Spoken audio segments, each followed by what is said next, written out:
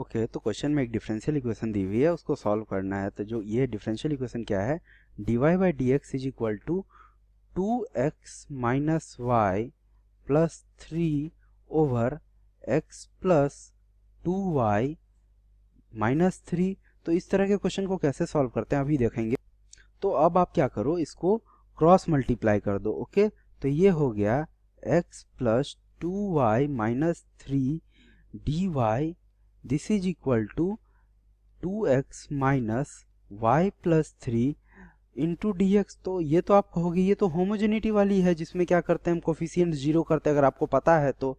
But यहाँ पे अगर आप नोटिस करोगे तो ये क्या है, डी एक्स इंटू वाई, ये है माइनस वाई डी एक्स, और x इंटू डी वाई ये है एक्स डी वाई।